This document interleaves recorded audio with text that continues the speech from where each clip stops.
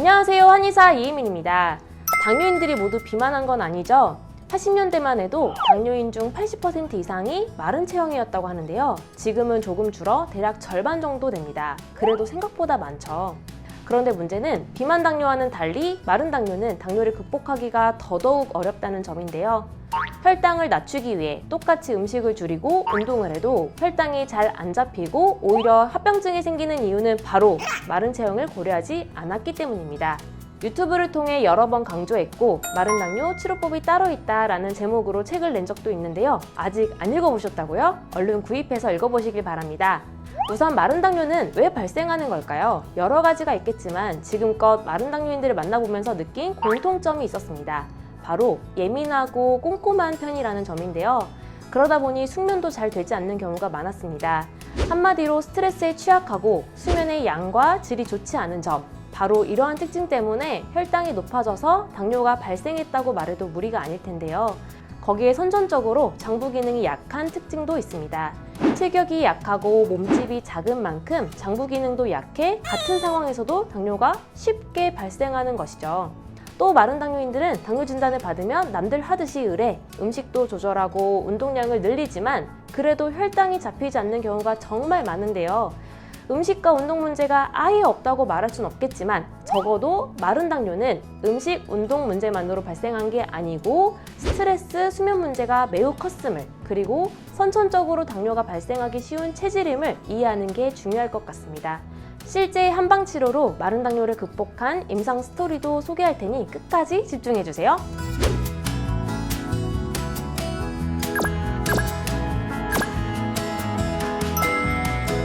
마른 당뇨인들의 음식, 운동, 수면, 스트레스 관리법은 비만 당뇨와는 달라야 하는데요. 우선 음식입니다. 마른 당뇨인들이 남들 하는 대로 음식량을 무리하게 줄이고 체중도 너무 감소해 무기력해지고 힘들어하는 안타까운 경우를 꽤 많이 보는데요.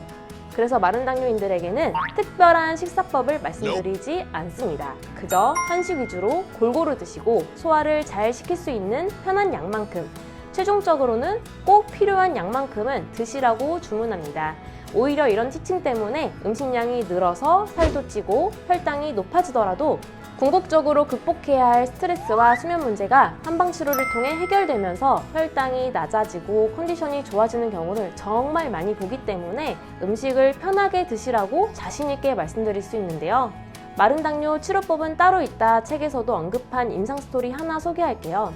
서울 강서구에 사신 49세 남자분이셨고요.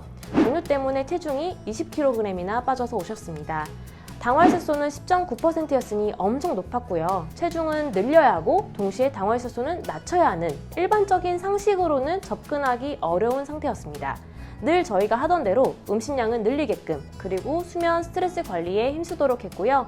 한약적으로는 간 기능을 보강하는 치료를 했습니다. 그랬더니 당화혈색소가 6.1%까지 낮아졌고요. 체중은 5.4kg가 증가했는데요. 야간뇨도 없어지고 기력도 회복되면서 만족감이 높았습니다. 마른 당뇨는 무작정 음식량을 줄인다고 살이 빠진다고 혈당이 낮아지지는 않기 때문에 자신에게 맞게 음식 관리를 할 필요가 있겠습니다. 다음으로는 운동입니다. 마른 당뇨인들의 경우 땀을 빼는 유산소 운동을 무리하게 하여 살이 빠지면 오히려 지치고 힘들어집니다. 따라서 무리한 유산소 운동보다는 근력 운동을 추천하는데요. 실내 자전거 운동이나 스쿼트, 절운동 등등 자신에게 맞는 근력 운동을 하면 되겠습니다. 방금 설명한 음식과 운동 두 가지는 반드시 본인에게 맞게 해야 합니다. 남들 하듯이 무리하게 음식량을 줄이고 운동을 과하게 하면 오히려 체중이 빠지고 무기력해질 수 있습니다. 저희가 자체적으로 제작한 당뇨 90이라는 어플이 있는데요. 음식, 운동, 수면 패턴과 그리고 혈당 수치를 기입할 수 있는 어플이고 진료할 때 활용하고 있습니다. 당뇨는 생활 관리가 중요하기 때문에 이런 어플을 진료에 활용하니 참 좋은 것 같습니다. 다음으로는 수면입니다. 11시 전에 자고 7시간 이상 자라는 것, 특히 마른 당뇨인이라면 반드시 지켜야 합니다. 11시 전에 자는 게 힘들다면 최소 자정, 즉 12시 전에는 주무실 것을 권해드리고요. 잠이 잘 오지 않는다면 발끝치기 하면서 잠을 청해보시길 바랍니다.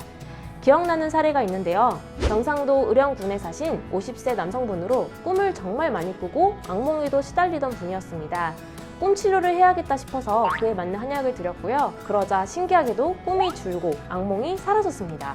한약 치료 결과 공복혈당도 잡혔는데요. 공복혈당이 원래는 110에서 190까지 왔다 갔다 했는데 한약 치료 후에는 140 전후로 폭이 많이 줄어들었습니다.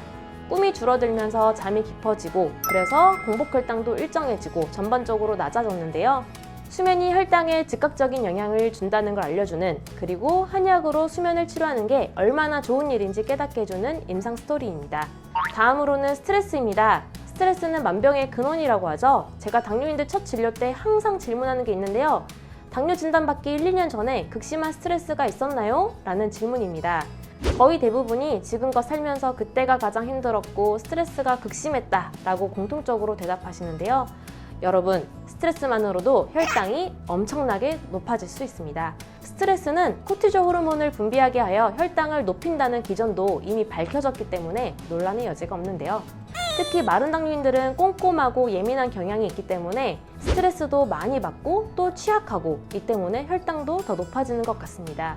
스트레스를 잘 관리해야 하는데요. 자신만의 스트레스 해소법들을 실천하시고 거기에 더불어 몸으로 하는 명상이나 놓아버림 등을 하면 좋겠는데요. 당뇨스쿨 채널에 업로드 되어 있으니 하나씩 따라해 보시길 바랍니다.